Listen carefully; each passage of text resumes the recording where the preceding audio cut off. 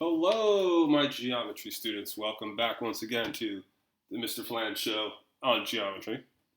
Uh, what are we doing today? So, we're doing special right triangles. What's so special about them is they happen quite often. Special right triangles. So, with these, we don't necessarily have to use the Pythagorean theorem. We don't necessarily have to use that. These are special cases, though. So you have to have a triangle. Our first special one that we're going to learn about today is you got a 90-degree angle there, you got a 45-degree angle here, you got a 45-degree angle here. Now, if you remember, this is called an isosceles triangle.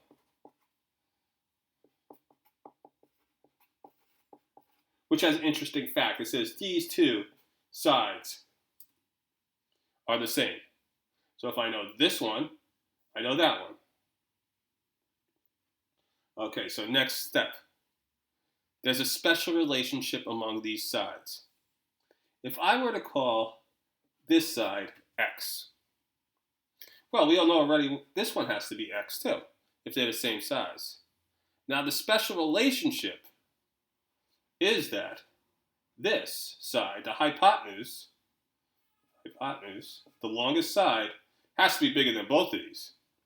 What it is, every time you get a 45, 45, 90 triangle, the hypotenuse is x times the square root of 2. That's it. So instead of trying to figure this out, I'm going to just go this way. Okay, so let's do this way. So I'm going to say, well, if 1 is 5 square root of 3, that's equal to x.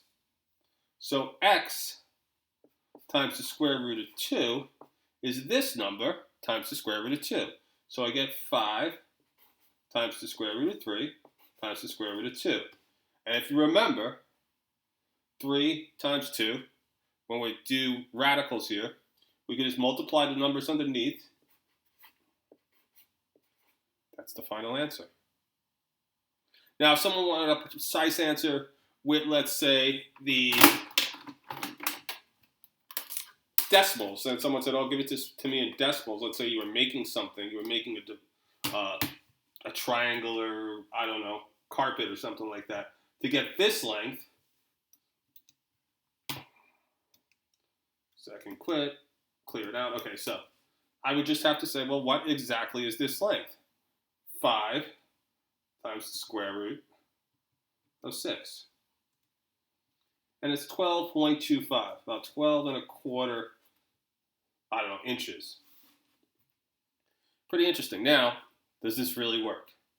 That's my question. Am I just pulling your leg here? All you have to do is multiply by the square root of 2, and that's it? To get this? Yeah, that's it. So, 12.25. Well, let's try it the other way. Let's say, imagine I took this number, which is one of the legs, 5 square root of 3, and I squared it. And I used the other one. The other leg is, well, 5 square root of 3 squared. They're both the same. X and x are the same.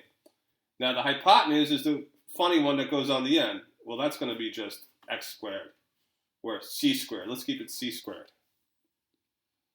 Now, I'm going to put these numbers in the calculator. 5 square root of 3 squared.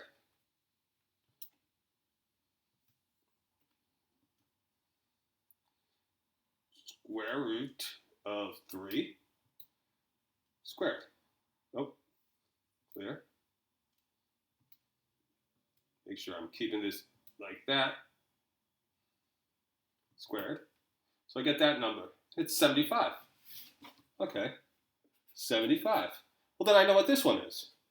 75. This is why I like isosceles triangles. Same number. Get 2 for the price of 1 equals c squared. 75 plus 75 is 150. Have to get rid of this little square. And what do you think the square root of 150 is?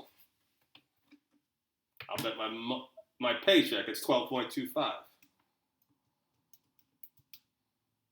Oh. Is he right? Is he right? Ah, whoa. I messed up. What did I do wrong? Dum, dum, dum, dum, dum, dum. Oh, I did the square root of 1. Ah, look at this. You guys caught me. Second, square root of 150. Ah, there we go. 12.25. Once again, thank you for catching my mistake. Okay, but follow the math. The math is correct. I'll leave that there.